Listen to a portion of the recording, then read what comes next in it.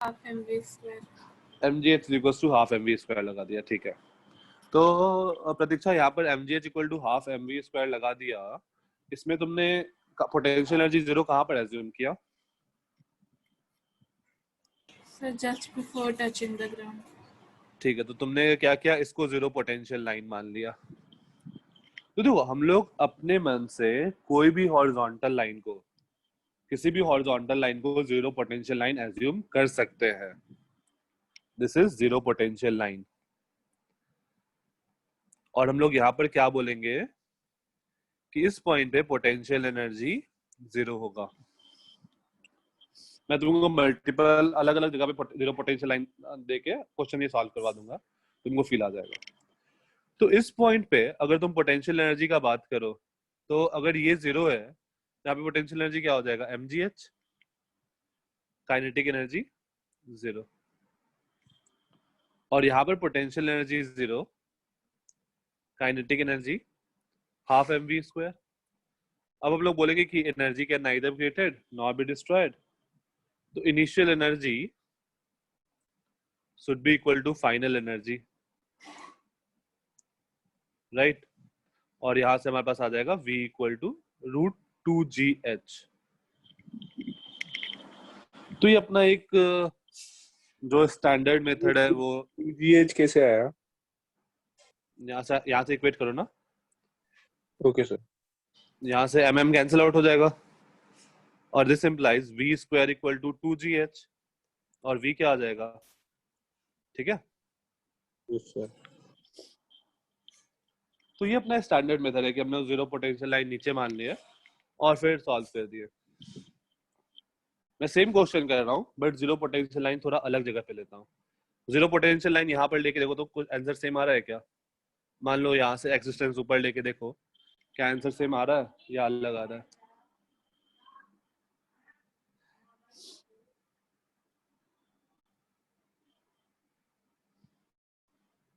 Sir same रहेगा।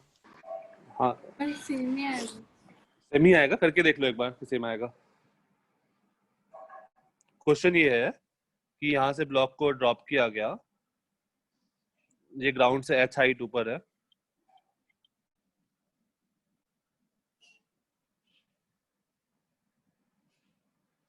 तो यहाँ से h हाइट ऊपर है और मैंने जीरो पोटेंशियल लाइन यहाँ माना है, zero potential line,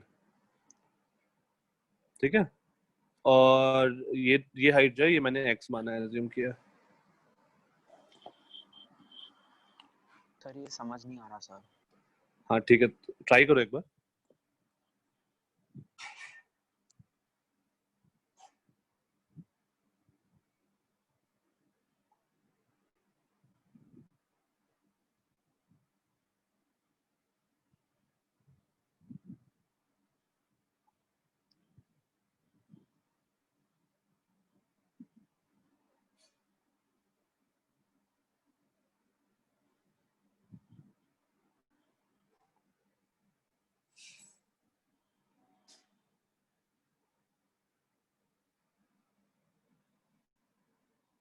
okay sir एक मिनट पिछला स्लाइड देख लेना, एक मिनट।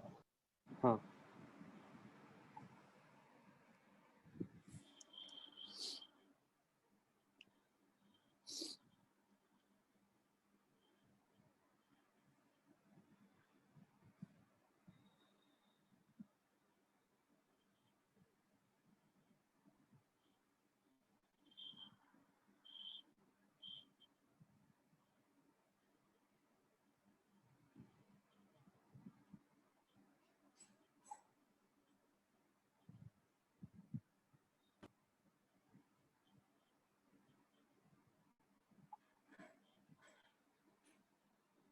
सर मेरे को लेकिन साइन उल्टा आ रहा है।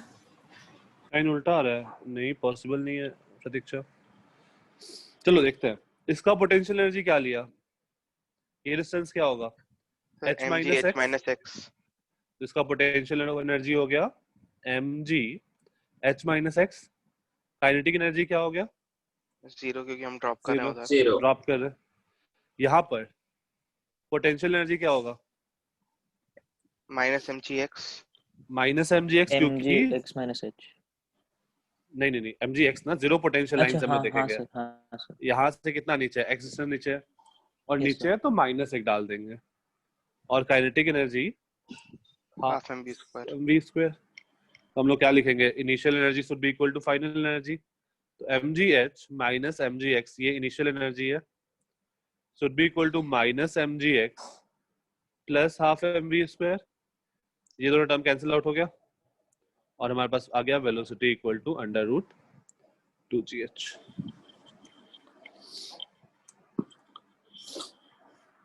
राइट,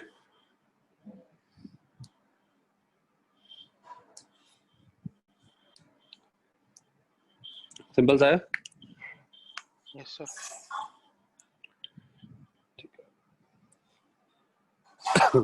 हम लोग कहीं पे भी ले जीरो पोटेंशियल लाइन, अगर हम लोग ऊपर भी लेते ना वाई डिस्टेंस तो भी हमें फर्क नहीं पड़ता, यहाँ भी लेते कोई फर्क नहीं पड़ता, कहीं पे भी लो कोई फर्क नहीं पड़ेगा, आंसर हर बार सेम ही आएगा, क्योंकि ऐसा तो होगा नहीं कि वेलोसिटी चेंज करेगा। तो हम लोग जहां मन हो वहां हम लोग जीरो पोटेंशियल लाइन एज्यूम कर सकते हैं, बट अगेन सिचुएशन क्या है कि हमारा क्वेश्चन टू क्वेश्चन डिपेंड करेगा। ऐसा नहीं है कि क्वेश्चन सॉल्व नहीं होगा तुम कहीं और लोगे तो, ऐसा नहीं है, क्वेश्चन तुम्हारा वहां पे भी सॉल्व होगा, बट ये है कि टाइम थोड़ा ज्यादा लगेगा कंपैरेटिवली। ठीक है,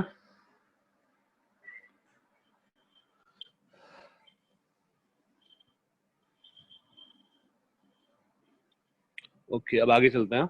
नेक्स्ट क्वेश्चन,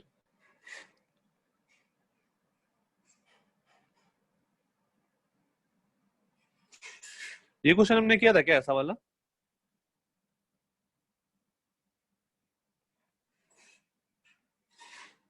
नहीं sir.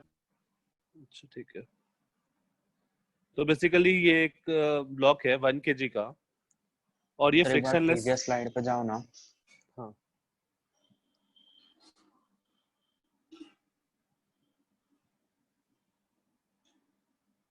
Thank you sir. okay. हाँ और ये फ्रिक्शनलेस स्लाइड है, ये जो है ये फ्रिक्शनलेस स्लाइड है।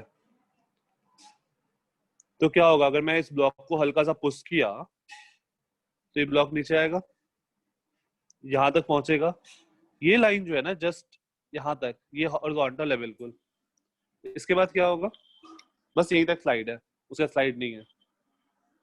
इसके बाद क्या होगा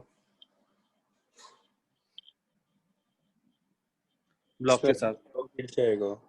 कैसे गिरेगा, सीधा नीचे गिर जाएगा या कुछ और होगा? सीधा ही गिर जाएगा। थोड़ा हॉरिजॉन्टल। उसका पाथ कैसा होगा, कुछ ऐसा होगा, प्रोजेक्टाइल जैसा, प्रोजेक्टाइल जैसा। प्रोजेक्टाइल जैसा पाथ होगा। तुमको Yes, sir. बताना है ये डिस्टेंस कितना होगा x।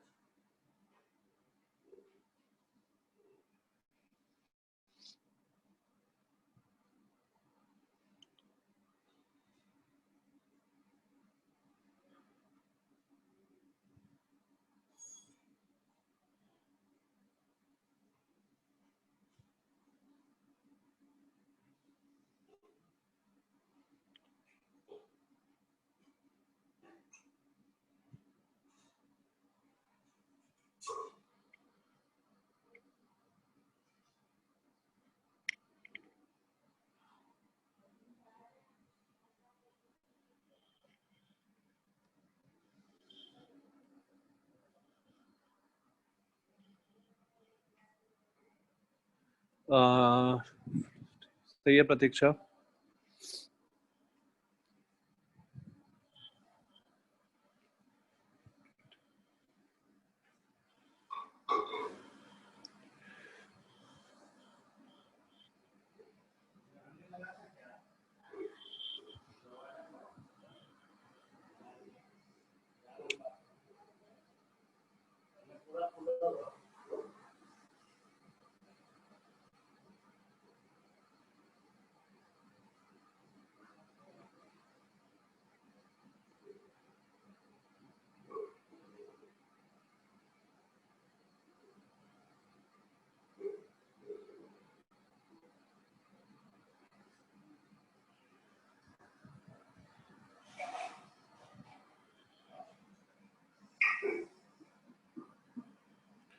खुशी चाहिए।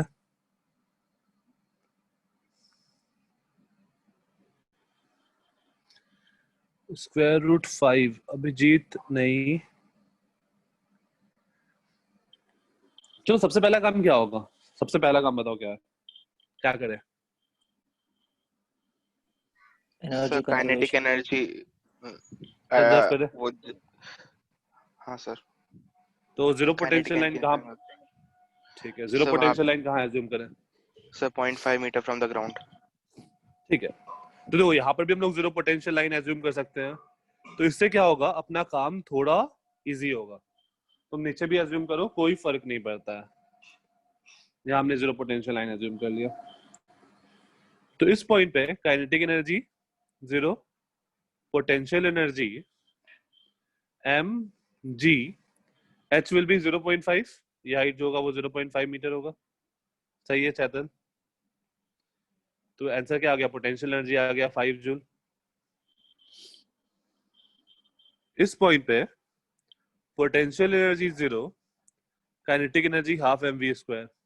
एनर्जी कहीं लॉस हुआ है क्या, या फिर एनर्जी कहीं से क्रिएट हुआ है क्या?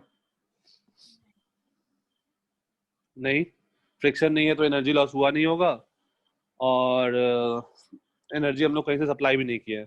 तो initial energy will be equal to final energy. तो यहां से आ जाएगा मुझे v is equal to square root 10। तो यहाँ पर जो वेलोसिटी है वो √10 मीटर पर सेकेंड है। अब इसके बाद तो नहीं अभिजीत, इसके बाद अपना क्वेश्चन किसमें कन्वर्ट हो गया? Projectile from A building. हाँ, तो उसके लिए हाइट है। अब लॉन्ग वाई बात करो, तो इनिशियल स्पीड 0, एक्सेलरेशन -10, डिस्प्लेसमेंट -0.5। तो S Y is equal to, momentum नहीं होगा क्या एक्स्ट्रा एनर्जी? प्रचंड मोमेंटम नहीं होगा मतलब? मोमेंटम क्यों कंजर्व करेंगे? हमारा वर्टिकल डायरेक्शन में फोर्स लग रहा है ना mg, हम लोग मोमेंटम कंजर्व नहीं कर सकते हैं। Okay sir.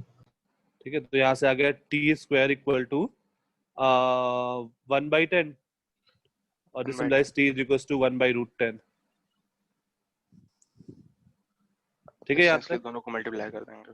हाँ, अब लॉन्ग एक्स बात कर लो, तो S x will be you x into T. तो यू एक्स है √10 इंटू 1/√10, तो एक्स क्या आ गया? 1 मीटर। सिंपल सा था।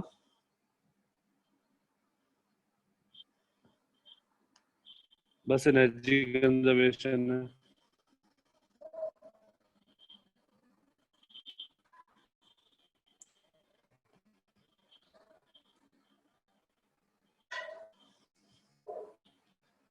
मतलब लास्ट क्लास में हमने एक लास्ट फाइनल एक्सप्रेशन लिखा था कि initial kinetic energy plus energy supplied is equal to final kinetic energy plus potential energy plus energy lost. हाँ, तो इसी क्वेश्चन में अगर मान लो ऐसा क्वेश्चन दिया होता, सेम क्वेश्चन है, data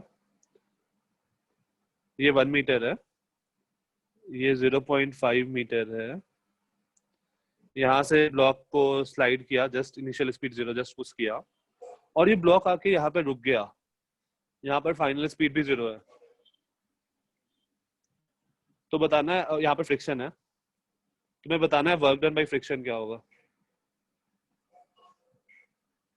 work done by friction,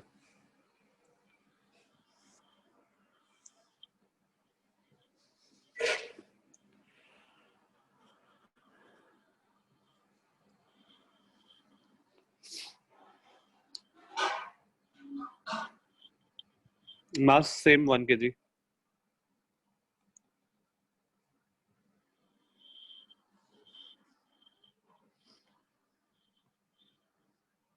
हाँ अंदर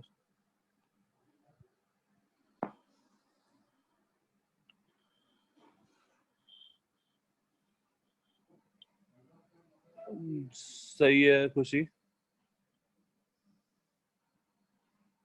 हो गया हम करिए। ओके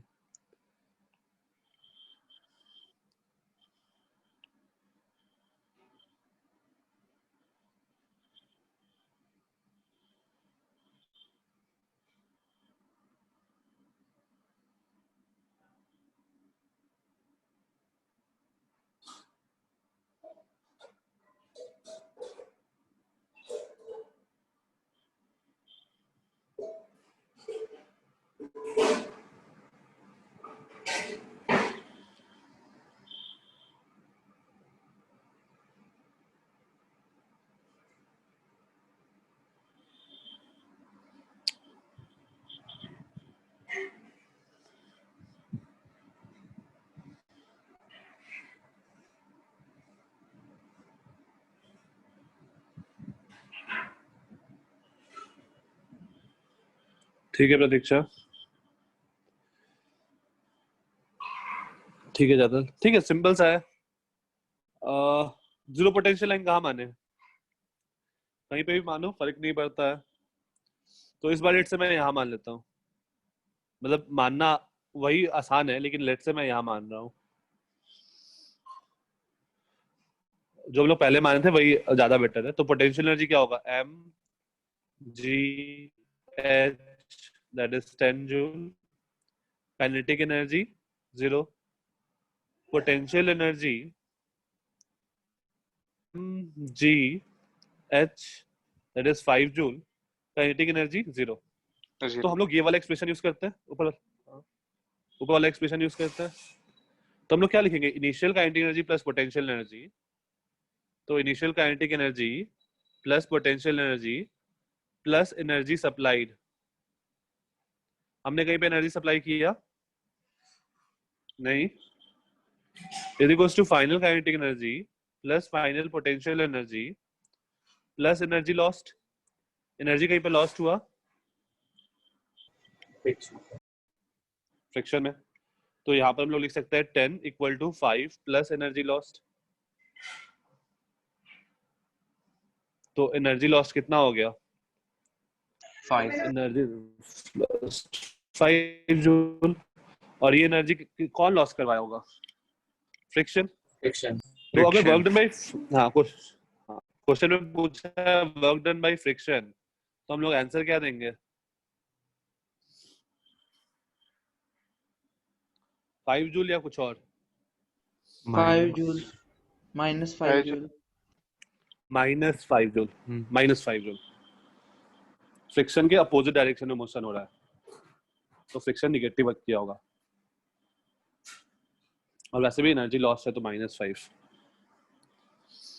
ठीक है।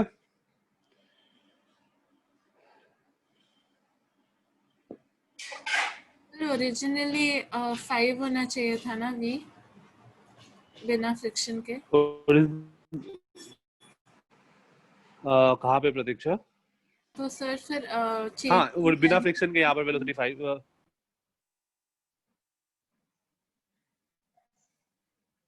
बिना फ्रिक्शन के वेलोसिटी √10 आया था ना प्रतीक्षा? हाँ सर वही √10 आया था। तो मतलब half mv square mv1 square minus half mv2 square करके भी फोर्स ले सकते हैं ना? हाँ वैसे भी लिख सकती है, लेकिन यहाँ पर प्रतीक्षा अगर तुम पिछला वाला क्वेश्चन नहीं रहता तो तुमने दो बार सॉल्व किया, यस सर। राइट?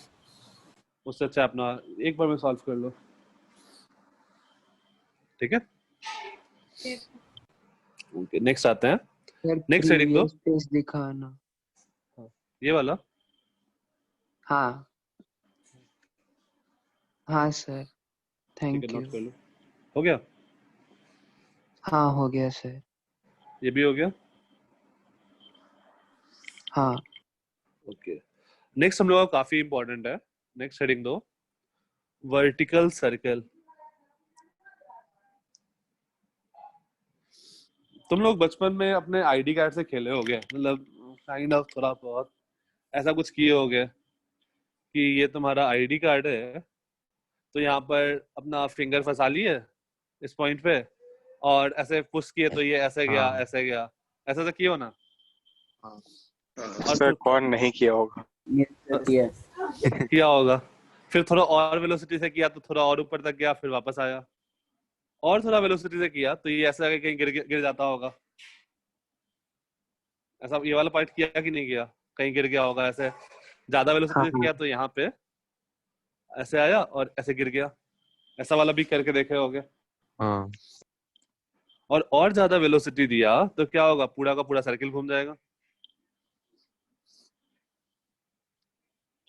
ये किया है सबने? हाँ सर। हाँ सर। ठीक है, तो हम लोग अब इससे बात करते हैं। हाँ सर। तो जैसे मान लो हमारे पास एक सिंपल सा बॉब है, जस्ट अ मिनट।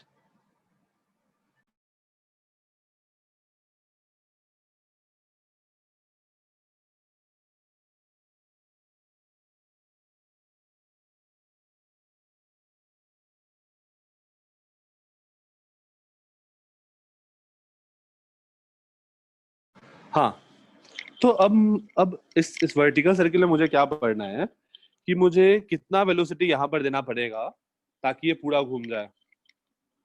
तो हम लोग स्टार्ट करते हैं, मान लो ये पूरा घूम गया। सबसे ज्यादा कहाँ पर चांस है कि धागा स्लैग कर जाए? सबसे ज्यादा चांस कहाँ पर है? सबसे ऊपर। एट टॉप, सबसे ऊपर। टॉप मोस्ट पॉइंट पे। क्या बताइए, अब ये सर्किल है, ठीक है, एज्यूम कर लेंगे। तो टॉप मोस्ट पॉइंट पे सबसे ज्यादा चांस है कि गिरेगा। तो टॉप मोस्ट पॉइंट पे सोचो क्या क्या फोर्स इस पे लग रहा होगा। जब ये धागा ऐसा है तो क्या क्या फोर्स इस पे लग रहा होगा? mg tension.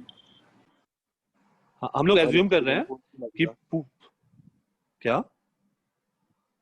एक फोर्स बाहर की तरफ भी लगेगा ना? हाँ हाँ हाँ, हम लोग एज्यूम कर रहे हैं कि ये पॉइंट मास है और धागा का मास नेग्लिजिबल है, थ्रेड का मास नेग्लिजिबल है।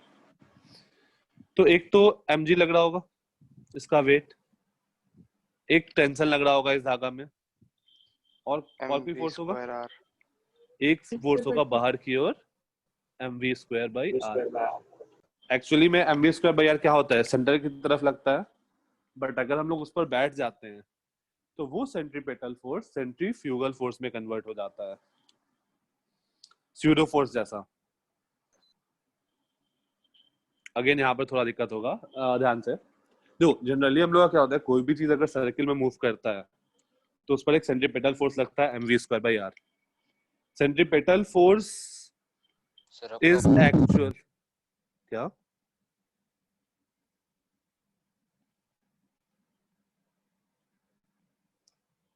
सेंट्रीपेटल फोर्स जो है वो रियल फोर्स है, वो सही में एग्जिस्ट करता है।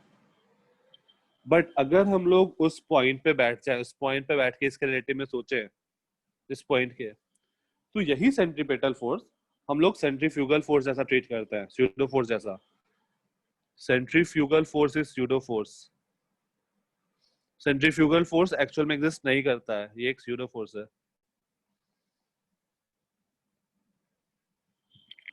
तो बताओ, अगर इसको नीचे नहीं गिरना है, नीचे नहीं गिरने के लिए क्या कंडीशन होगा? mv square by r is greater than t plus mg. Yes. हाँ, to continue vertical motion, mv square by r ओम ग्राउंड फ्रेम में नहीं करते क्योंकि वो एक्सेलरेटेड है, तो हम लोग का Newton's laws of motion valid नहीं होगा। तो हम लोग बोल सकते हैं कि to continue its motion mv square by r जो है वो t प्लस mg से बड़ा होना चाहिए, तभी वो कंटिन्यू करेगा, राइट? हाँ सर। Yes. और अगर ये पेज लिख लो, फिर हम लोग आगे कंटिन्यू करते हैं।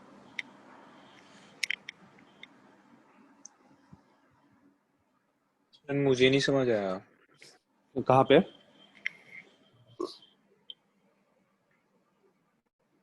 यही सर जो आपने mv square upon r वाला समझाया। हाँ, तो देखो कभी भी कोई भी ऑब्जेक्ट अगर तुमको मूव करना है, इस ऑब्जेक्ट का क्या टेंडेंसी होगा, नीचे गिर जाने का। Yes sir. तो नीचे कब नहीं गिरेगा? जब उस पर ऊपर की ओर फोर्स ज्यादा हो कंपेयर टू नीचे वाला फोर्स। Yes sir. तो तुम इस पर्टिकुलर केस के लिए तुम यहाँ पर इक्वल टू भी लिख सकते हो कि mv स्क्वायर जो है वो equal to mg plus t है, और तुम बोल सकते हो कि mv square by r is greater than mg। क्योंकि वो mg प्लस t के बराबर है। Yes sir. और तुम यहाँ से बोल सकते हो कि v mm कैंसिल हो गया, v square is greater than rg और v should be greater than root gr, बोल सकते हो। Yes sir. यहाँ तक किसी को कोई डाउट बच्चा? सर वो ग्रेटर हुआ तो फट जाएगा ना स्ट्रिंग? फट जाएगा मतलब? नहीं, स्ट्रिंग वो जो टेंशन है ना, जो मैक्सिमम टेंशन है उससे कम है। ऐसा कुछ नहीं है कि उस स्ट्रिंग टूट जाएगा। स्ट्रिंग कब टूटेगा? जब उसमें जो टेंसाइल नहीं लो, उस धागा का जो टेंशन है, मैक्सिमम टेंशन, उससे ज्यादा टेंशन आया ना उस स्ट्रिंग में, तब वो स्ट्रिंग टूटेगा। सर पर वो तो sir mv square by r mg plus t से ग्रेटर क्यों नहीं है मतलब लिखा? क्योंकि t जो होगा वो प्रतीक्षा वो एडजस्टेबल होगा। तुम इस पॉइंट पर देखो, इसका इस डायरेक्शन में कोई एक्सेलरेशन है क्या, वर्टिकल डायरेक्शन में? नहीं सर। तो उस टाइम पे क्या होगा, फोर्स बैलेंस हो रहा होगा। Yes sir. तो मैंने लिख दिया mv square by r equal to mg plus t। Sir मैं ठीक वही है, पूछ रहा था, ग्रेटर नहीं हो सकता ना? क्या ग्रेटर नहीं हो सकता? mv square by r greater than mg plus t। हाँ, वहां पर इक्वल टू आएगा वहां पे। सर बट और अब इसमें इसके mg के एंगल्स बीच बीच में चेंज होते रहेंगे ना? हाँ, हम लोग टॉप मोस्ट पॉइंट पर बात कर रहे हैं अभी, वो एंगल चेंज होगा। हम लोग अभी टॉप मोस्ट पॉइंट पर के बात कर रहे हैं, क्योंकि उस पॉइंट पर सबसे ज्यादा चांसेस है कि धागा स्लैग कर जाए। ओके। ठीक है, अब देखो एट लिमिटिंग कंडीशन, जब जस्ट वो स्लैग करने वाला होगा, if the string is just about to slack, if the string is just about to slack, तो अगर just about to slack है तो टेंशन क्या हो जाएगा? Almost zero. Almost zero. और हम लोग सर लिख और सकते v हैं का डायरेक्शन क्या होगा? v का डायरेक्शन डिपेंड कर रहा है कि तुम उस सर्किल को, इस पार्टिकल को ऐसे घुमा रहे हो। अगर ऐसे घुमा रहे हो तो वेलोसिटी इस पॉइंट पे इस तरफ होगा, और अगर तुम ब्लैक वाले डायरेक्शन में घुमा रहे हो तो वेलोसिटी इस डायरेक्शन में होगा, टेंजेंशियल। ओके। ठीक है, तो अगर टेंशन जीरो है तो हम लोग इस इंस्टेंट पर mv square equal to mg लिख सकते हैं, mv स्क्वायर बाय r, और v is equals to under root gr लिख सकते हैं। तो ये मेरा लिमिटिंग कंडीशन है। लिमिटिंग कंडीशन, मैं एक काम करता हूं, इस पॉइंट को नाम a दे देता हूं, और इस वेलोसिटी को मैं va बोल देता हूं, v एट a। तो हमारे जो पास जो va आया, तो va should be greater than और इक्वल टू रूट gr। अगर इससे कम होगा तो क्या होगा, धागा स्लैग कर जाएगा। ये हम लोग याद रखेंगे।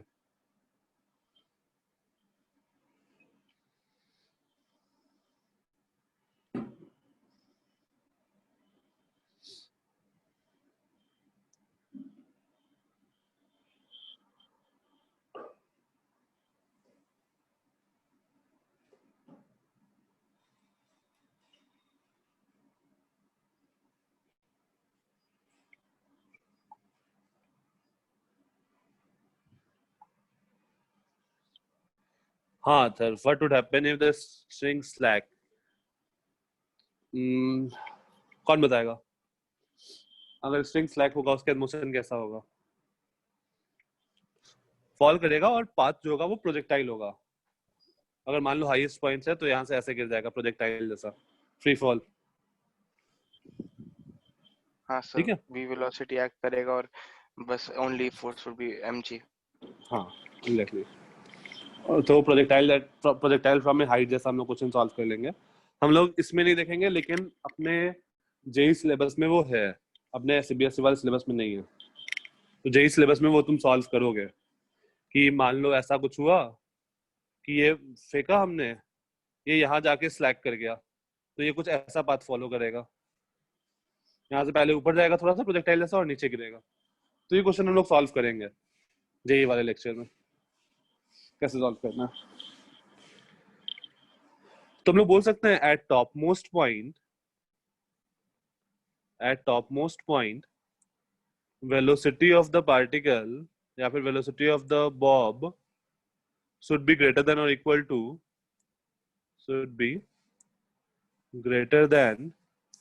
or equal to root gr.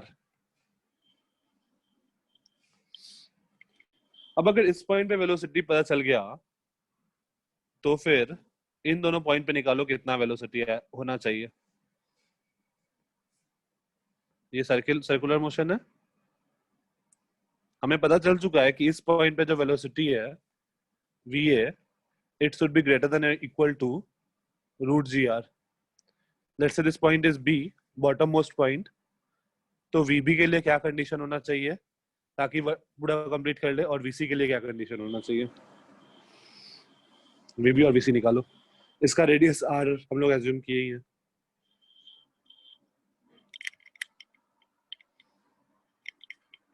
Sir same ही होगा ना. नहीं,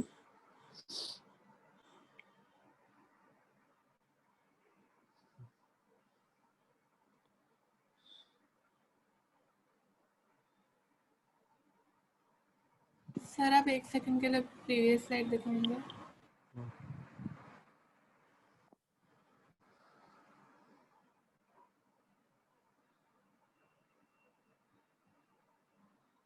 हो गया सर.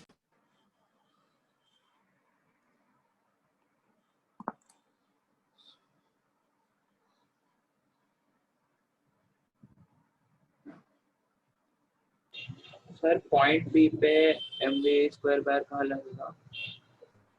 नहीं mv R के स्क्वायर बाई तरफ ना. नहीं वहां पर हम लोग को mv स्क्वायर बाई r का जरूरत नहीं है.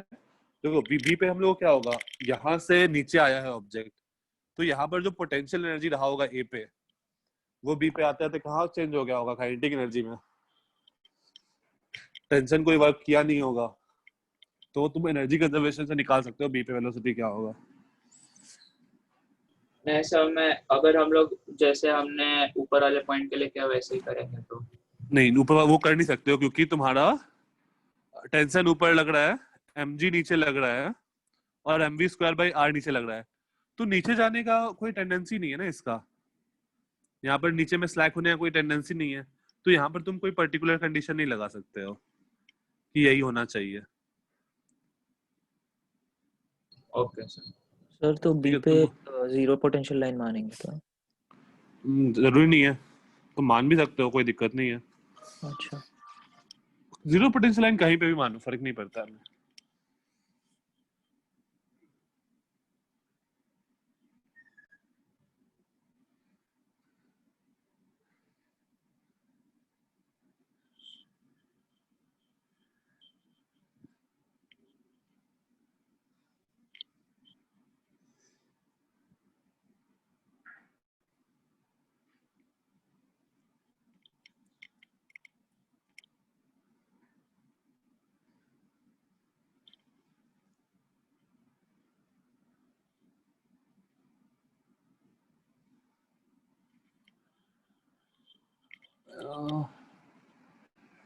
फाइनल वेलोसिटी v और डिस्टेंस पर r लेकर पॉसिबल है. वो हम डिपेंड कर रहा है ना कि तुम जीरो पोटेंशियल लाइन कहाँ पर एज्यूम किए हो.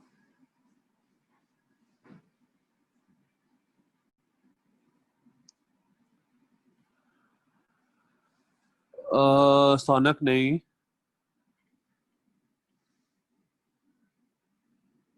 कैलकुलेशन मिस्टेक है कुछ.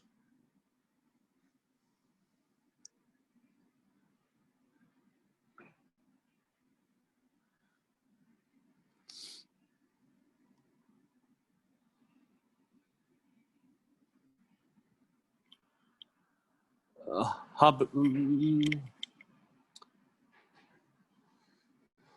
प्रतीक्षा प्रतीक्षा सी पे ना.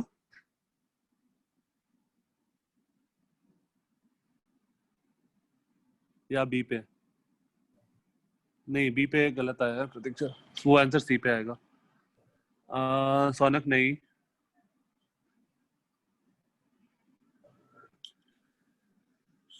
जीरो पोटेंशियल लाइन कहाँ एज्यूम की हो मोस्ट ऑफ द लोग? सेंटर वाला माने हो या नीचे माने हो? सेंटर वाला. सेंटर. ठीक है, चलो मैं सेंटर लेके सॉल्व करता हूँ. तो सेंटर लेके ये मेरा जीरो पोटेंशियल लाइन है, तो इस पॉइंट में पोटेंशियल एनर्जी क्या होगा? mgr, kinetic energy half m v square, minimum इतना होना चाहिए, नहीं तो वो गिर जाएगा।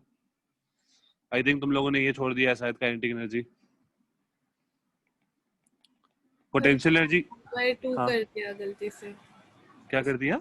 मैंने r की जगह r/2 ले लिया है, इसलिए गड़बड़ हो अच्छा अच्छा अच्छा, ठीक है। यहाँ पर काइनेटिक एनर्जी क्या होगा? Half m vc square. तो दोनों को सम करो, mgr प्लस mgr/2, ये क्या आ जाएगा? 0 plus half m vc square. कहीं पर एनर्जी लॉस नहीं हो रहा है, कहीं पर कुछ नहीं हो रहा है, तो यहाँ पर आ जाएगा this implies 3 mgr/2 equal to half m vc square, mm cancel, और this implies vc is equal to √3gr। तो vc जो है वो ग्रेटर देन और इक्वल टू √3gr होना चाहिए,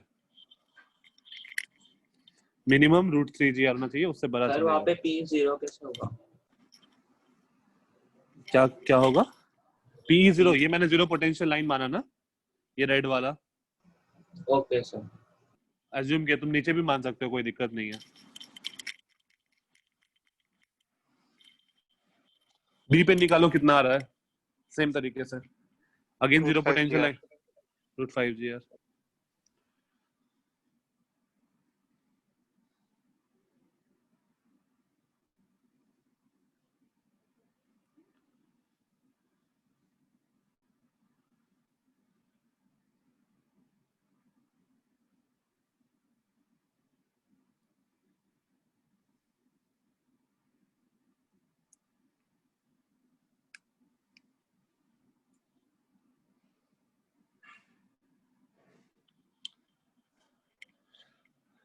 ठीक है, तो बी पे देखोगे तो क्या आएगा? √5gr। ठीक है, अगर जीरो पोटेंशियल लाइन सेम माना तो पोटेंशियल एनर्जी बी पे हो गया -mgr, kinetic energy half m vb square. तो हम लोग क्या बोलेंगे? इन दोनों का सम और इन दोनों का सम इक्वल होगा, या फिर सी पे सम कर दो, कुछ भी। तो ये क्या बनेगा? mgr plus mgr/2, mgr plus mgr/2, ये ए पे हुआ, should be equal to B पे पोटेंशियल एनर्जी -mgr और kinetic energy half m vb square. तो ये आ गया 5 mgr/2 equal to half m vb square, mm cancel, vb is equal to √5gr। तो vb जो होगा वो ग्रेटर देन और इक्वल टू √5gr होना चाहिए। ये डेटा हम लोग याद कर लेंगे, याद नहीं भी करोगे तो याद हो जाएगा।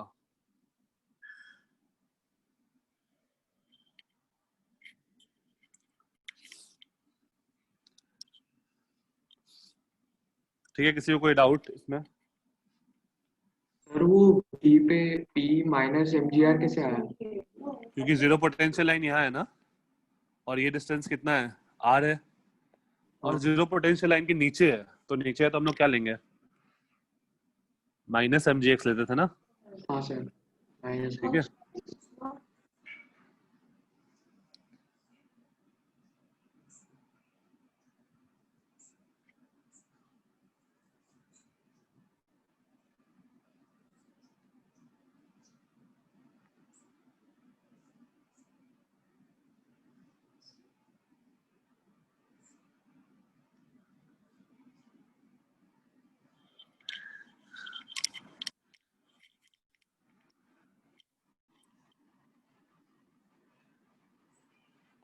देन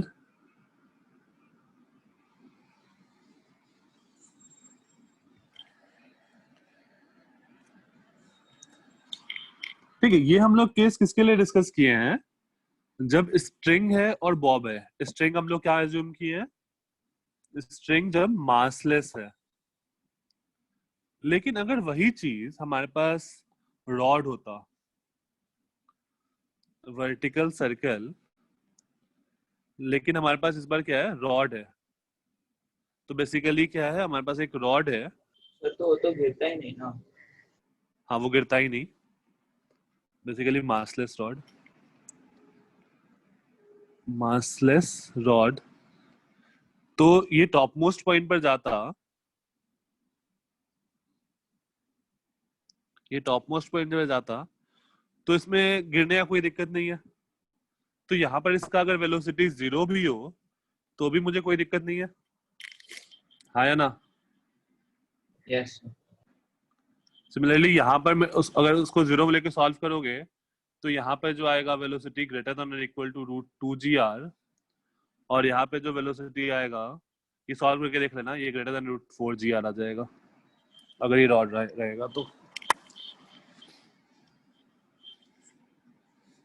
ये सब लोग सॉल्व करके देख लेना, आ जाएगा, सिंपल सा एनर्जी कंजर्वेशन।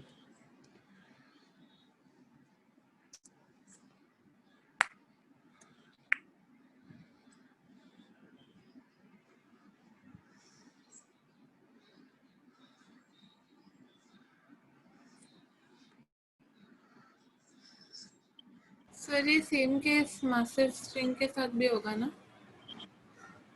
किसके साथ? नहीं, मासलेस स्ट्रिंग में तो स्लैग कर जाएगा ना प्रतीक्षा। ये मेरा मास के साथ बोल रही हूँ। अच्छा, मास के साथ नहीं, मास के साथ में प्रतीक्षा हम लोग को बहुत कुछ देखना पड़ेगा।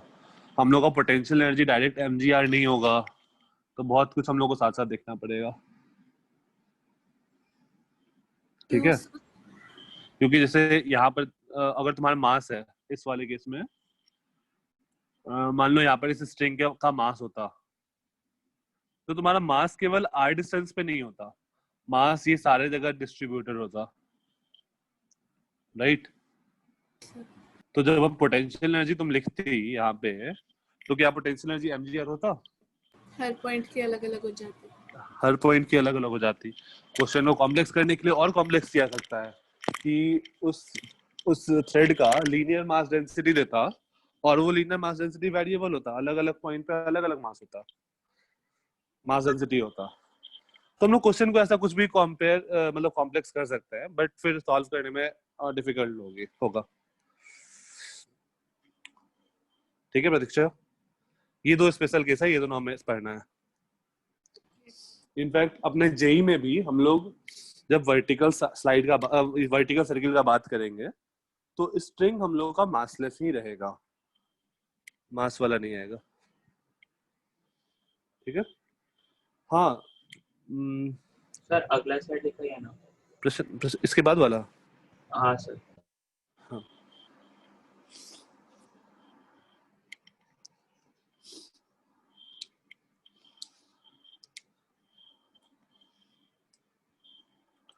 अच्छा, ये हो गया मेरा मासलेस रॉड वाला केस। लेकिन अगर वो सोचो वो क्या बोलते हैं उसको, डेथ वेल, ऐसे वर्टिकल सर्किल वाला कौन सा होता है? डेथ वेल होता है ना, जिसमें गाड़ी चलाता है वो। Yes sir. हाँ, तो अगेन डेथ वेल वाला केस लोगे तो उसमें क्या आएगा? डेथ वेल, उसमें सेम पहले वाला जैसा, इस पॉइंट पे टेंडेंसी होगा गिरने वाला, तो यहाँ पर वेलोसिटी जो होगा should be greater than equal to √gr, क्योंकि यहाँ पर तुम क्या बोलोगे, mv²/r, नीचे लगेगा नॉर्मल, नीचे लगेगा mg, और तुम बोलोगे कि mv²/r जो होगा वो mg प्लस नॉर्मल के बराबर होगा, और एट लिमिटिंग कंडीशन जब वो गिरने वाला होगा mv²/r will be equal to mg, और यहां से तुम बोलोगे v is equal to √rg, तो यहाँ पर जो वेलोसिटी होगा वो √rg से बड़ा होना चाहिए। सिमिलरली सॉल्व करोगे तो यहाँ पर वेलोसिटी आ जाएगा √5gr, और यहाँ पर वेलोसिटी आ जाएगा √3gr। तो डेसिमल में वापस से वही केस बन गया जो अपना स्ट्रिंग वाला था। तो सर ये रॉड में ऐसा चेंज क्यों होता है सर? क्योंकि रॉड में ऊपर में टेंडेंसी नहीं है ना, रॉड में अगर तुम वर्टिकल भी रख दो तो ये बॉब गिर जाएगा क्या नीचे, अगर रुका हुआ भी है तो? नहीं गिरेगा ना। लेकिन डेथ वेल में गिर जाएगा कि नहीं गिर जाएगा अगर ऊपर में जाके रुक जाएगा तो? ट्राई करना एक बार, ऐसा कुछ सर्किल बनाना, बाइक लेके चले जाना ऊपर में, नहीं होगा ना? गिरोगे कि नहीं गिरोगे?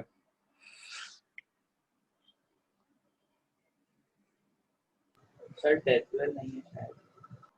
क्या बोलते हैं 12 फ्रस्टम शेप का होता है। ठीक है, तो इसको जो भी बोलते हैं यार, I don't remember the name, जो भी इसको बोलते हैं। तुम लोग अगर ये वाला झूला कहाँ है? मैजिका में पता नहीं है या नहीं। काकरिया गए हो कोई? अहमदाबाद काकरिया में ये ऐसा झूला है, एक सर गया हूँ ना। लूप, उसमें तुम देखे होगे ये वाला झूला, ऐसा इस टाइप का। ना सर।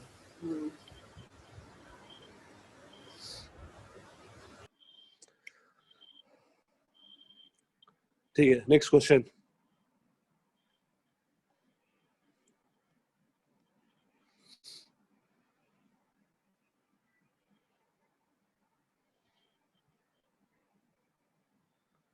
ये अज्यूम कर लेंगे कि एक सर्किल है, नीचे वाला रेडियस r, ओके खुशी।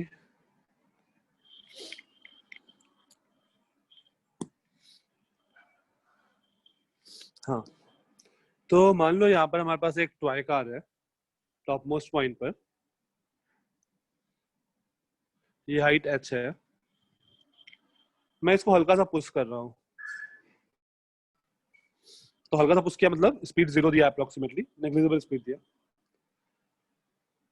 अगर इस कार को पूरा का पूरा ये वर्टिकल सर्किल घूमना है तो बताना है find the minimum value of h, find the minimum value of h so that the car can complete the vertical circle.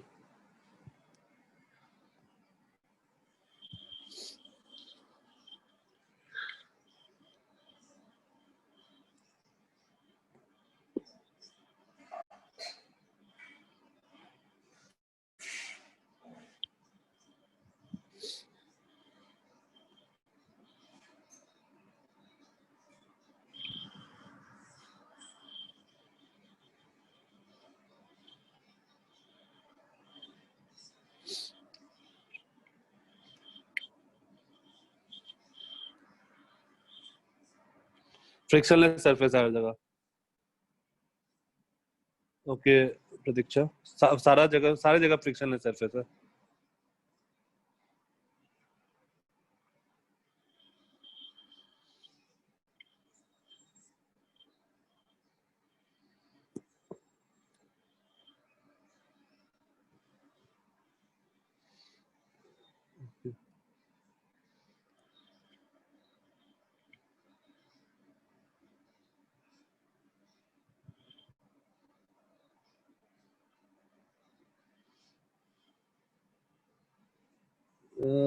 Partha नहीं, पार्थ तुमने सही कैलकुलेशन किया बट आंसर गलत दिया तुमने, कैलकुलेशन सही किया है। देखो h कहाँ से है,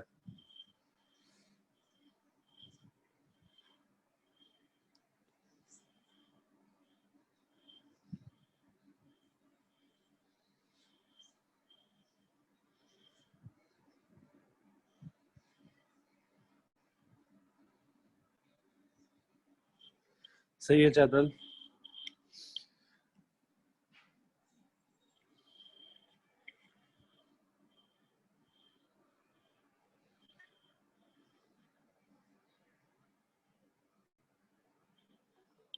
सही है पार्थ।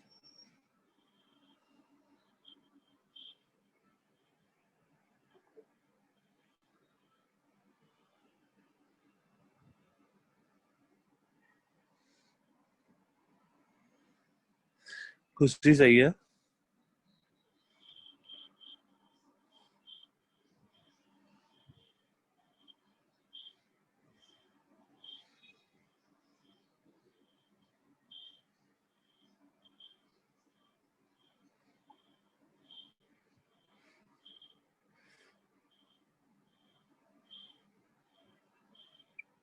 ठीक है, तो सिंपल सा है, किस पॉइंट पे ली है zero potential line? Sir h के end। बेस्ट पोजीशन है, ये ले लो। नीचे भी लो तो कोई दिक्कत नहीं है, सेंटर पे भी लो, कोई दिक्कत नहीं है, हर जगह से आंसर सेम आएगा, फर्क नहीं पड़ेगा। मैं यहाँ पे ले लेता हूँ जीरो पोटेंशियल लाइन। तो अगर इसको वर्टिकल सर्किट कंप्लीट करना है तो इस पॉइंट पे कार का स्पीड क्या होना चाहिए? Root G R minimum. यहाँ पर लिखो पोटेंशियल 1/2 है एनर्जी, क्या? हाँ R/2। Potential energy mgh, kinetic energy 0। यहाँ पे potential energy 0, kinetic energy half M V R, half M V square. तो यहाँ पर क्या आ गया हमारे पास? mgh should be equal to half M G R, या फिर तुम ऐसा भी लिख सकते हो kinetic energy is greater than और इक्वल टू mgr/2। तो यहाँ से आ जाएगा h इज ग्रेटर देन और equal to r/2। Minimum value पूछता है तो तुम्हारा h आ जाएगा r/2।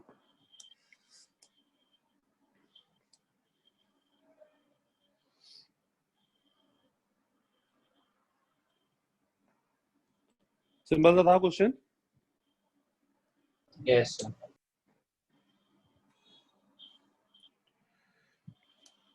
ठीक है, तो ये हो गया हम लोग का वर्टिकल सर्किल। हम लोग इसमें रूट 5GR, रूट GR और रूट 3GR तीनों पॉइंट याद रखेंगे वैल्यू।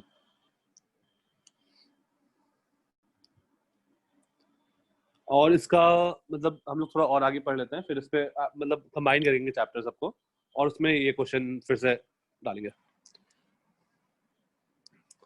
तुम लोग का स्प्रिंग हो गया क्या? Energy stored in the spring, ये सब पार्ट नहीं हुआ है क्या? हो गया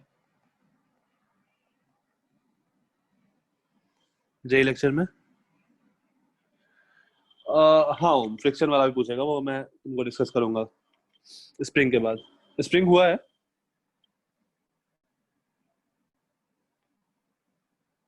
चलो ठीक है, स्प्रिंग देखते हैं। स्प्रिंग अपने सिलेबस में हम लोग को हुक्स स्प्रिंग पढ़ना है बस। ओके, अपने सिलेबस में बस हम लोग को हुक्स स्प्रिंग पढ़ना है। हुक्स स्प्रिंग में क्या होता है कि मान लो ये नॉर्मल स्प्रिंग है, हाँ नॉर्मल स्प्रिंग है, ये अपने नेचुरल लेंथ में है, मतलब जितना इसका लेंथ है अपने कोई इसको टेंशन नहीं है, मतलब जितना इसका लेंथ था नेचुरल लेंथ में कोई दिक्कत नहीं है स्प्रिंग को। लेकिन अगर हम लोग इसको x डिस्टेंस आगे खींचेंगे तो ये इस पे फोर्स जो लगेगा वो पीछे लगेगा कि x some constant times of x। और सिमिलरली अगर इस स्प्रिंग को हम लोग x डिस्टेंस पीछे करेंगे तो इस पर आगे एक फोर्स लगेगा F इक्वल टू kx। तो हम लोग ओवरऑल लिख सकते हैं कि F जो है वो माइनस kx है डायरेक्शन के साथ इंक्लूड करने के लिए। तो अगर मैं x डिस्टेंस डिस्प्लेस कर रहा हूं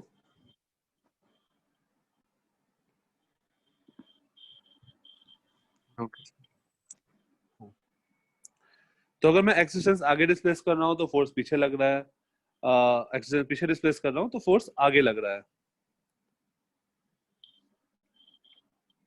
ठीक है, यहाँ पर k क्या है? k is spring constant.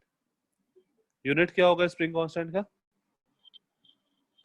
Newton by metre. Newton by metre, क्योंकि फोर्स का हो गया newton equal to k into metre, तो k का आ जाएगा न्यूटन पर मीटर।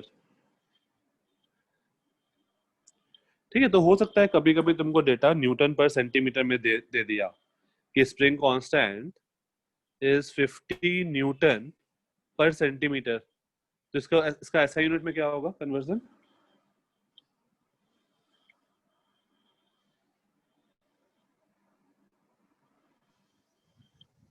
सर मल्टीप्लाई बाय 100 कर देंगे ना? 100 कर देंगे, ऊपर नीचे 100 से मल्टीप्लाई कर दो तो ये आ जाएगा 5000 न्यूटन पर 100 सेंटीमीटर, दैट इज 5000 न्यूटन पर मीटर। तो ये थोड़ा कन्वर्सन कभी कभी कंफ्यूजन हो जाता है किसी किसी के लिए, तो ये ध्यान देना, ऊपर नीचे मल्टीप्लाई कर देना सेम आईडी से। तो स्प्रिंग प्रसन्ना फ्रिक्शन के पहले तक एनएलएम को जो टेस्ट होगा उसमें फ्रिक्शन के पहले तक हाँ, तो स्प्रिंग कांस्टेंट आ गया मेरा 5000 न्यूटन पर मीटर। अब फोर्स तो हम तुम लोग पढ़ चुके हो कि माइनस के एक्स है। नेक्स्ट हम लोग यहाँ पे एनर्जी का बात करते हैं। एनर्जी स्टोर, ये नोट कर लो पहले।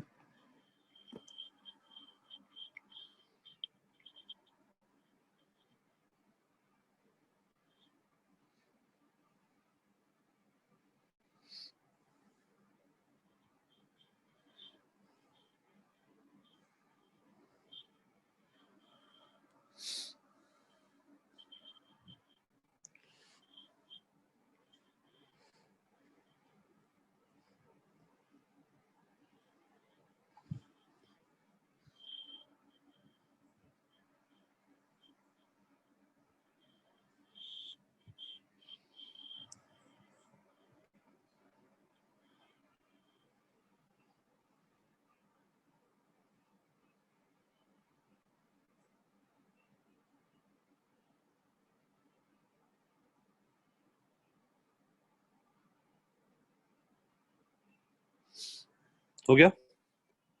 अब देखो, अगर मैं धीरे धीरे स्प्रिंग को एक्सटेंड कर रहा हूँ, एनर्जी स्टोर्ड इन स्प्रिंग, एनर्जी स्टोर्ड इन स्प्रिंग,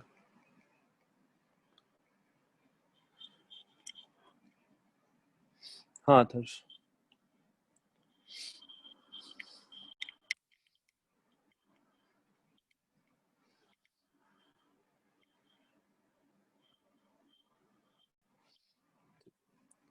अब देखो मैं क्या कर रहा हूँ कि इस स्प्रिंग को धीरे धीरे खींच रहा हूँ, so that at each instant मेरा ब्लॉक जो है, ब्लॉक पर जितना फोर्स मैं लगा रहा हूँ उतना ही फोर्स स्प्रिंग लगा रहा है। तो मान लो यहाँ से ब्लॉक कुछ डिस्टेंस एक्स डिस्टेंस आगे आ गया, तो अगर मुझे स्लोली खींचना है तो मुझे कितना फोर्स लगाना पड़ेगा ब्लॉक पे? अगर मुझे एक्सलेट नहीं कराना है तो मुझे कितना फोर्स लगाना पड़ेगा ब्लॉक पे?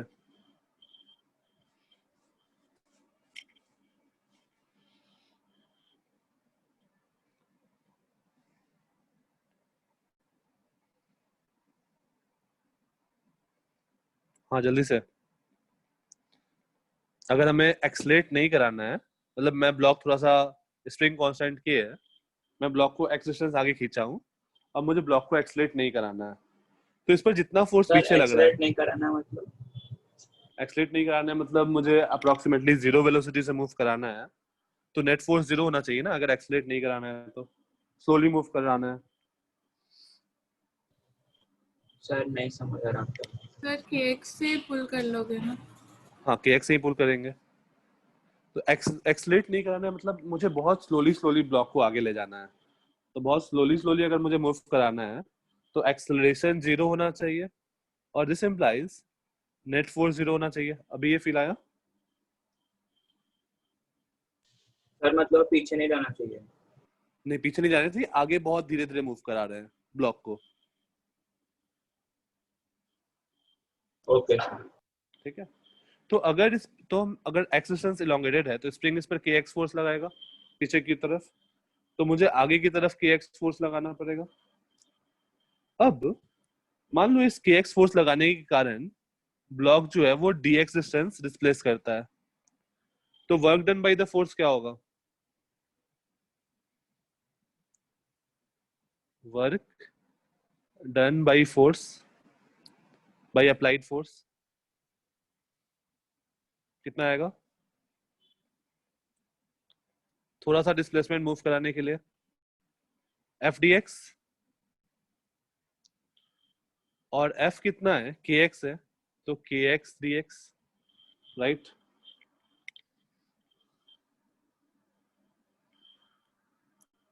और मान लो इसको खींचते खींचते हमने टोटल एक्स फाइनल तक इलोंगेट कर दिया स्प्रिंग को, तो therefore total work done by applied force हम लोग क्या लिख सकते हैं?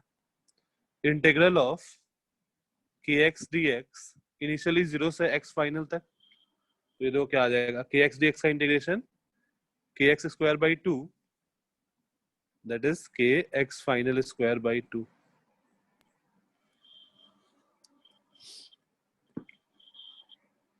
तो फोर्स ने इतना वर्क किया। अब देखो इतना वर्क हुआ है, मेरा ऑब्जेक्ट के पास वेलोसिटी है या नहीं है?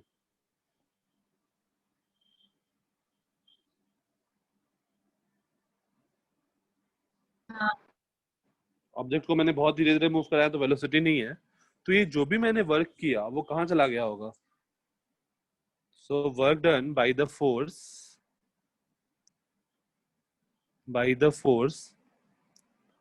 इज इक्वल टू, वो सारा का सारा वर्क क्या हुआ? एनर्जी, स्प्रिंग के एनर्जी में स्टोर हो गया, is equal to energy stored in the spring. तो हमारे पास फॉर्मूला आ गया, energy stored in the spring,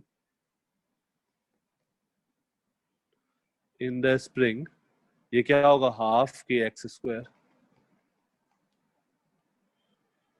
ये नोट कर लो पहले, फिर पीछे वाला दिखाता हूँ। Energy stored in the spring हो जाएगा हाफ के एक्स स्क्वायर।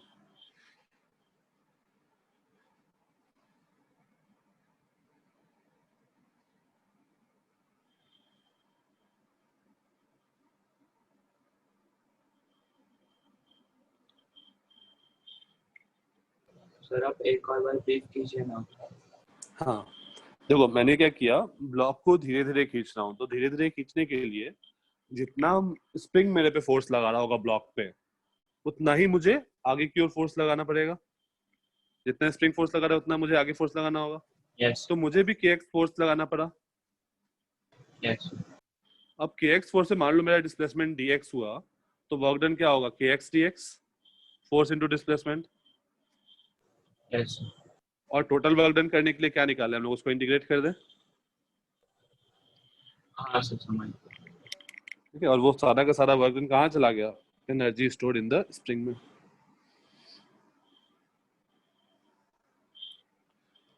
सो वो लास्ट वाला नहीं समझा, कौन वाला?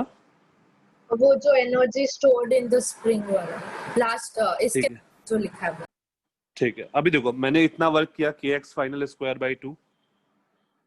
अब ये सारा का सारा वर्क जो मैंने किया, work is a kind of energy, वो एनर्जी में स्टोर हो गया होगा,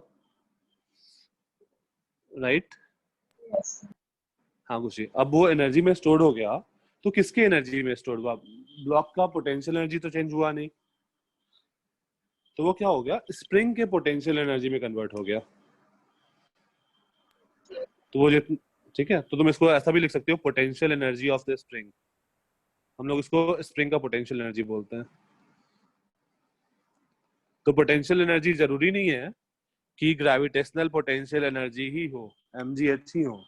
हमारे पास बहुत डिफरेंट टाइप का पोटेंशियल एनर्जी होता है। इलेक्ट्रोस्टैट्स में भी k q1 q2 by r, वहां पे भी पोटेंशियल एनर्जी स्टोर होता है। तो पोटेंशियल एनर्जी बहुत टाइप का होता है। तो ये है स्प्रिंग का पोटेंशियल एनर्जी।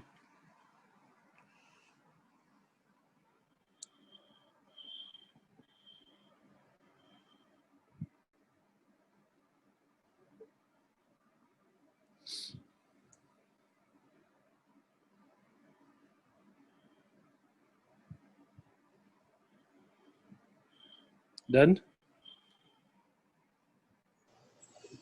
सर dx और kx इक्वल है। dx और kx नहीं, dx और kx कहाँ इक्वल है? dx तो स्मॉल डिस्प्लेसमेंट है ना, और kx फोर्स है।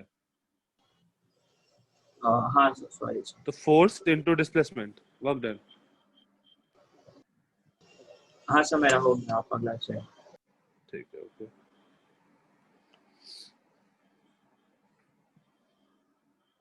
सर ये प्लीज कुछ नेक्स्ट पेज दिखाना।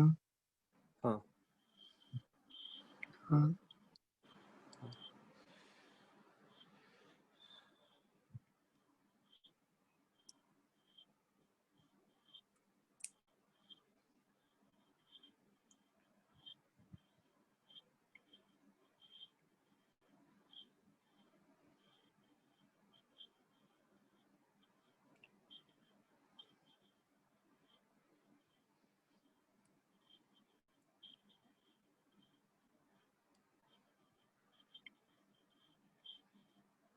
हो गया। हाँ सर। Okay question.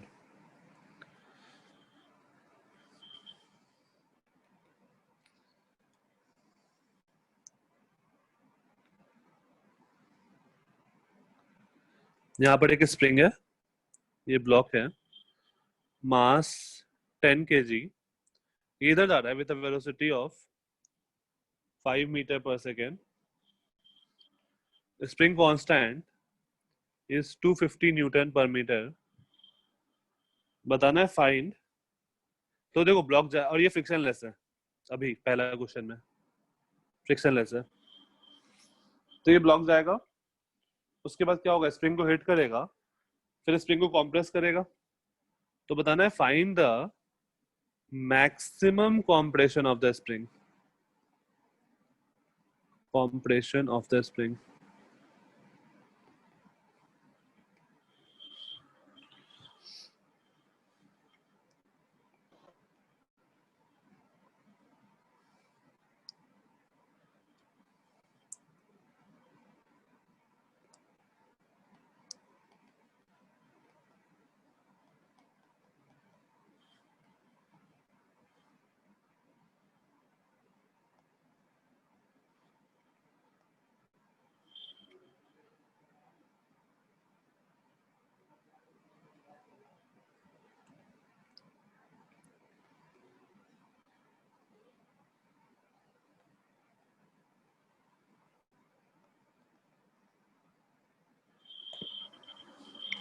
दोनों पार्ट सॉल्व करने हैं।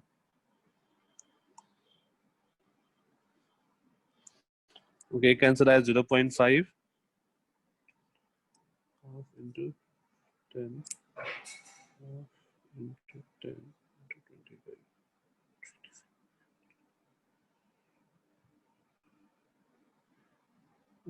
0.5 आ रहा है प्रतीक्षा, या 1 आ रहा है, half into 10 into 25 half into 250, I think 1 आना चाहिए प्रतीक्षा।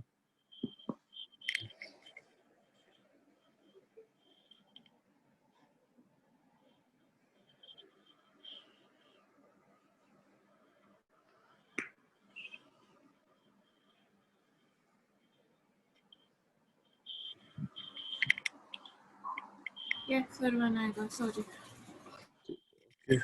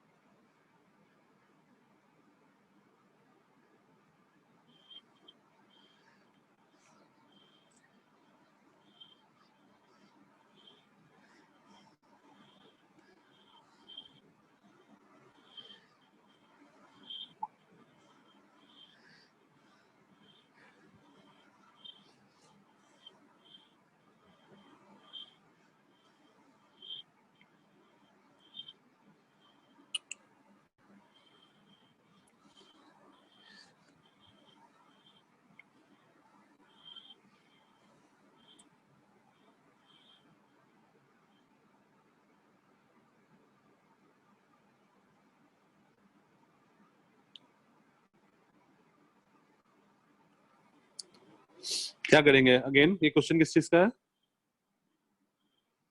कौन से टॉपिक का है? 1 मीटर 2.5, वेलोसिटी 2.5 आ रहा है, half M V square half X square. अच्छा ठीक है, चलो पहला पार्ट तो सिंपल सा है कि अभी देखो, अभी स्प्रिंग में कोई एनर्जी नहीं है, तो मान लो ये फाइनल पोजीशन है, तो यहाँ पर काइनेटिक एनर्जी कितना है, half M V square 125। Potential energy, spring में कोई कॉम्प्रेशन नहीं है, तो स्प्रिंग पोटेंशियल एनर्जी में लिख देता हूँ SPE, ये 0 है। यहाँ पर बात करें तो ब्लॉक रुक जाएगा, काइनेटिक एनर्जी 0, उस इंस्टेंट में मैक्सिमम कॉम्प्रेशन होगा, और स्प्रिंग पोटेंशियल एनर्जी क्या होगा, हाफ,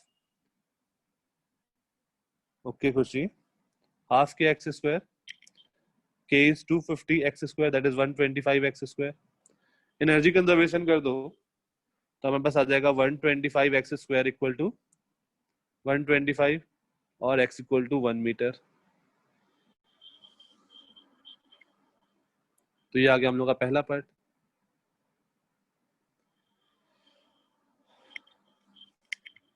सिमिलरली दूसरे वाले पार्ट के लिए एनर्जी कंजर्वेशन कर दो. तो इनिशियल एनर्जी है 125 joule is equals to half m v square plus half k. मुझे बोला कि मैंने compression is half of the maximum, मतलब 1/2, तो ये आ गया 1/4. तो हम लोग लिख सकते हैं 125 is equals to 5v square plus ये कितना हो जाएगा 125/4 प्लस 125/4. तो यहाँ से आ गया 375/4 इक्वल टू 5v स्क्वायर. 5 से कैंसिल करो, v स्क्वायर इक्वल टू 75/4. और एक बार कैलकुलेशन चेक करना सब लोग, मुझे तो कुछ और आ रहा.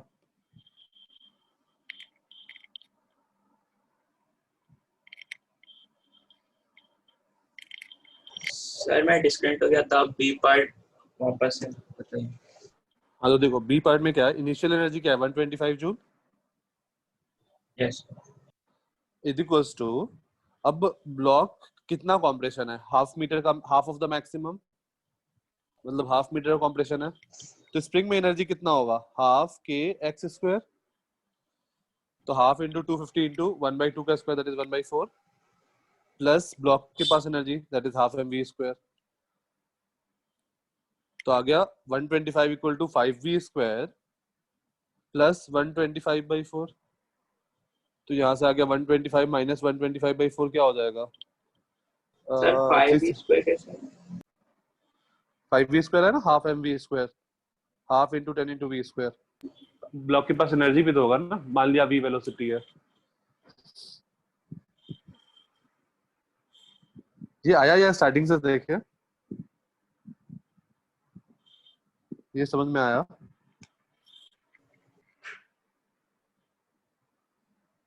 आया ना? सर आप सेकंड पार्ट और एक बार बताइए. हाँ हाँ, सर सर. प्लीज. ठीक है चलो सेकंड पार्ट मैं स्टार्टिंग से देखता हूँ. अच्छा ये तो पता चला ना कि कॉम्प्रेशन हाफ मीटर होगा, इसमें तो कोई दिक्कत नहीं है क्योंकि हाफ ऑफ द मैक्सिमम लिखा है क्वेश्चन में. मैक्सिमम कॉम्प्रेशन हम लोग को फर्स्ट पार्ट में आया 1 मीटर, तो हाफ ऑफ द कॉम्प्रेशन मतलब हाफ मीटर. अब देखो इनिशियल एनर्जी क्या था, एनर्जी कंजर्वेशन करो. Initial kinetic energy plus potential energy, ये इनिशियल है आई मतलब, should be equal to spring potential energy should be equal to final kinetic energy plus potential energy. अब जो सिचुएशन क्या है, इनिशियल ये ब्लॉक था 10 kg का और यू मूव कर रहा था 5 मीटर पर सेकेंड से. अभी स्प्रिंग कॉम्प्रेस था क्या? नहीं. तो इनिशियल काइनेटिक एनर्जी कितना हो गया, हाफ इंटू 10 इंटू 5 स्क्वायर और पोटेंशियल एनर्जी 0 हो गया, राइट?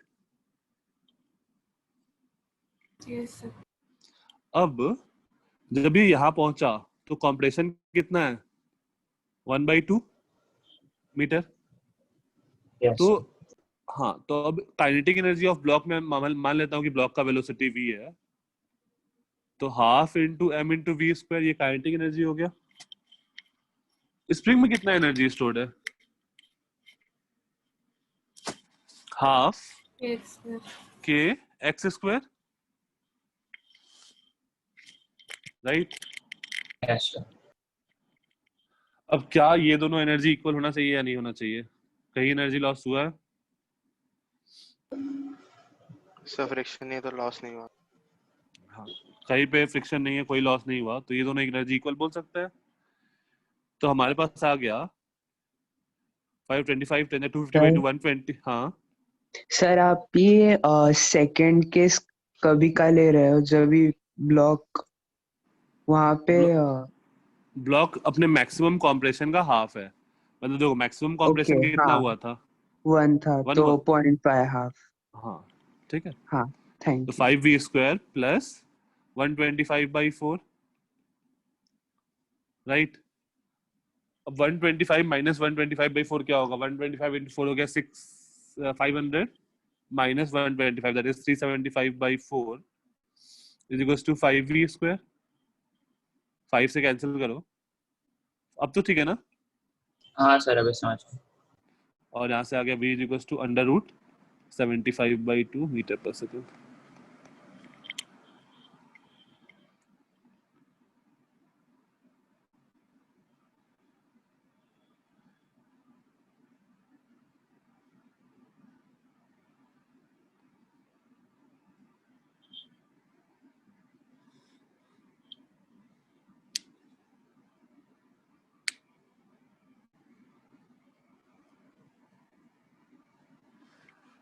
किसी को कोई दिक्कत?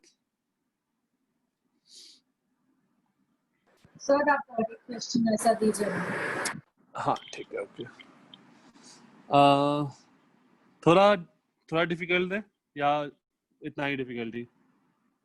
तो थोड़ा आपकी डिफिकल्ट चलेगा मर्जी। ना, ठीक है। क्वेश्चन ज्यादा डिफिकल्ट हो जाएगा ये वाला। ठीक है।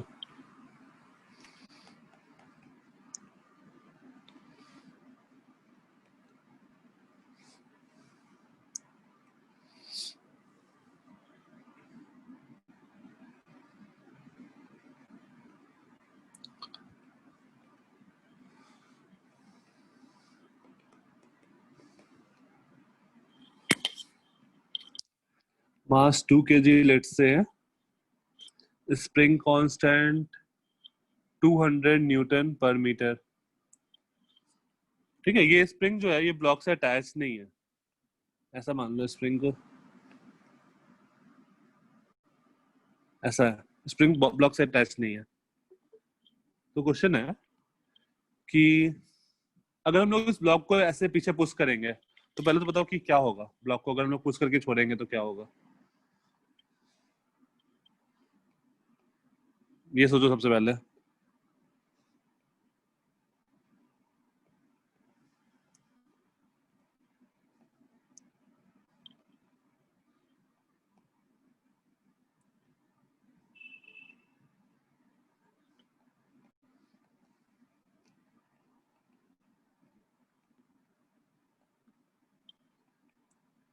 तो जैसे ही हम लोग ब्लॉक को पुश करके छोड़ेंगे तो ब्लॉक आगे आएगा, जैसे मैंने यहाँ कर दिया तो स्प्रिंग इस पर आगे फोर्स लगाएगा, आया ना।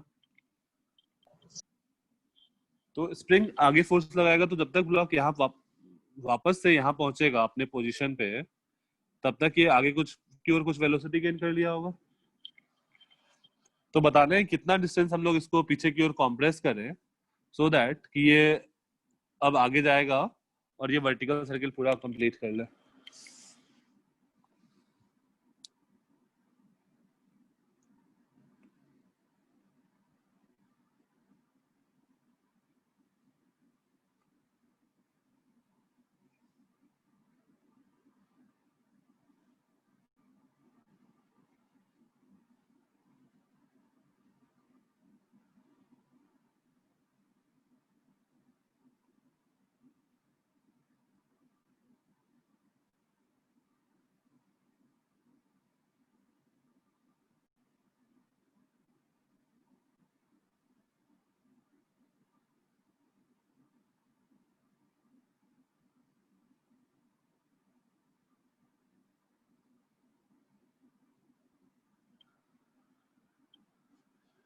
यस प्रसन्ना, जेई सिलेबस का है,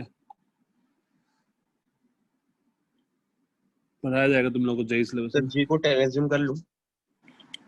हाँ, उसके लिए ही हिट दिया हूँ ताकि तुम्हारा जी को अटेम्प्ट अज्यूम करो।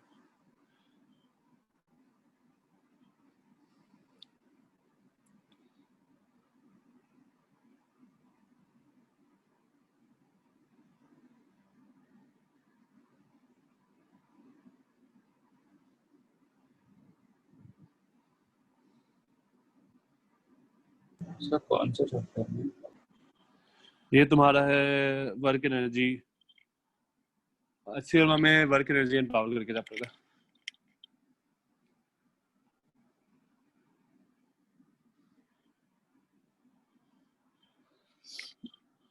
ओके, एक आंसर आया √4/5, एक आंसर आया 2 मीटर। अच्छा, वेलोसिटी क्या होना चाहिए ये तो पहले बता दो, यहाँ पे वेलोसिटी क्या होना चाहिए? √5 5 तो ये आ जाएगा 20 मीटर पर सेकेंड। वैल्यू पुट कर दो 5 × 10 40 × 8, सॉरी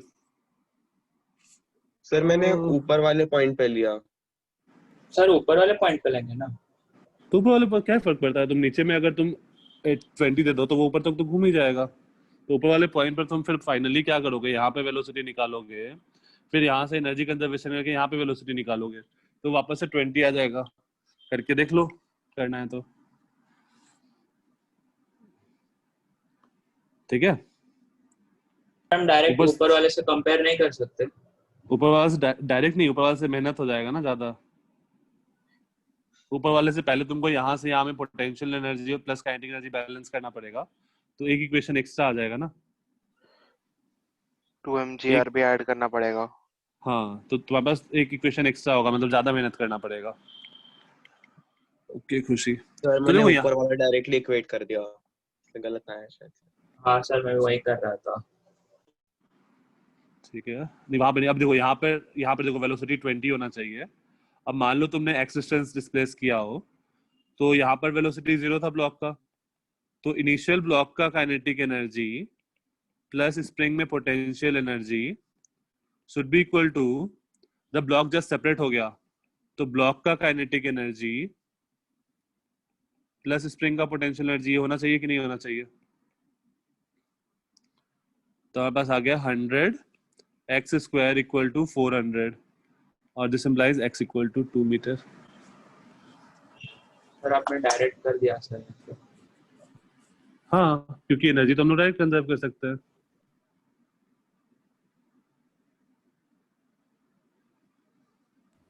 सर ऊपर लिया होता तो क्या करना पड़ता? अगर तुमने ऊपर कैलकुलेट किया, यहाँ पे तुमने वेलोसिटी लिया, ये तुमने लिया √gr 10 × 80, √80 लिखा यहाँ पे। ठीक है प्रतीक्षा? हाँ जी सर। अब यहाँ पर देखो, यहाँ पे क्या क्या एनर्जी है ऊपर में, अगर तुम लिखो तो काइनेटिक एनर्जी mgr ऐड करना पड़ेगा उसमें। साथ में पोटेंशियल एनर्जी हो जाएगी। सर एक मिनट आप। हाँ, तो ऊपर में तुम क्या लिखोगे, ½ × m × √80² plus mg × 2r should be equal to ½ की x²। वहां से भी प्रतीक्षा सेम आंसर आ जाएगा। हाँ जी सर, वो पोटेंशियल एनर्जी नहीं आती है। अच्छा ठीक है, एनर्जी हम लोग को सब कुछ देखना पड़ेगा, क्या क्या एनर्जी है, वो सारी चीज हमेशा लेना पड़ेगा।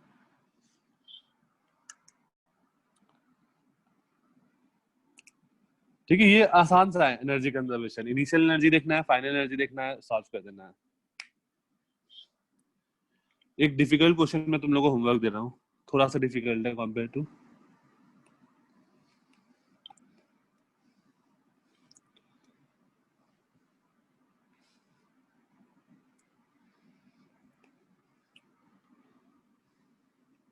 सर हर चीज इंक्लाइन पे आके डिफिकल्ट की हो जाती है।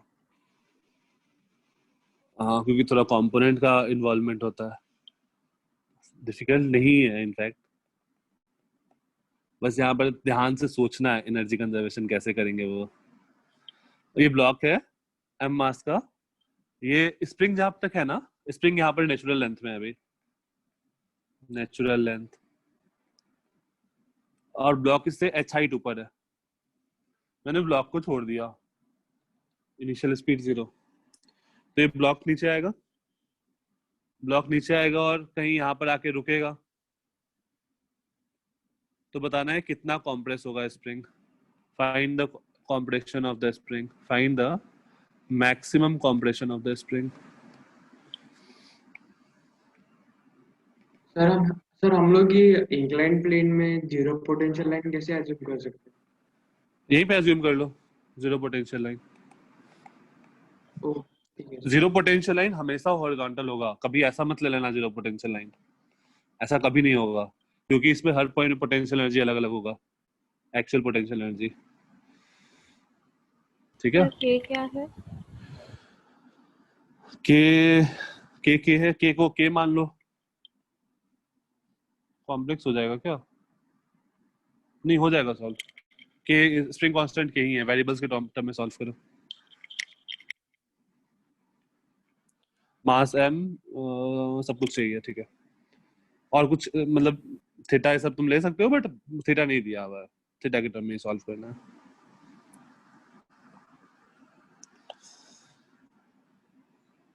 एक बार गड़बड़ करो, फिर हम लोग देखेंगे कहाँ गड़बड़ होता है। मोस्ट ऑफ द लोग का एक जगह पे गड़बड़ होगा, वो अभी मैं नहीं बता रहा हूँ कहाँ गड़बड़ होगा। एक्सेलरेशन है ना, वेलोसिटी तो हाँ तो फाइनली सोचो, यहाँ पर आके जब मैक्सिमम कॉम्प्रेशन होगा खुशी, तो जब भी मैक्सिमम कॉम्प्रेशन होगा ना, उस इंस्टेंट पे क्या होगा, वेलोसिटी जीरो होगा या नहीं होगा? यहाँ पे वहां पर तो ब्लॉक रुकेगा आके, तभी मेरा मैक्सिमम कॉम्प्रेशन होगा। अगर वेलोसिटी रहता तो और कॉम्प्रेस करेगा। ठीक है,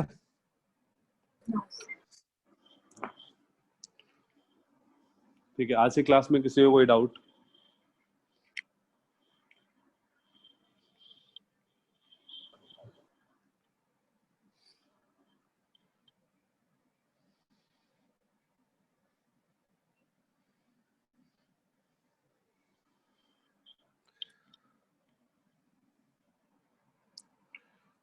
ओके, तो मैं स्लाइड शेयर कर देता हूँ थोड़ी देर में, फिर नेक्स्ट टाइम मिलते हैं, फिर ये क्वेश्चन डिस्कस करेंगे, फिर आगे चलेंगे। ये क्वेश्चन अपने एनसीईआरटी के लेवल से काफी ऊपर है, एनसीईआरटी में तुमको नहीं मिलेगा। नेक्स्ट टाइम हम लोग फ्रिक्शन भी इन्वॉल्व करेंगे वर्क एनर्जी में, तो क्लास मत मिस करना। ओके, चलो बाय बाय। अभी और कोई क्लास है? Bye sir. Yes sir. हाँ सर, कंप्यूटर हाँ, सी ठीक है, ठीक है, ओके ओके, चलो बाय बाय। guys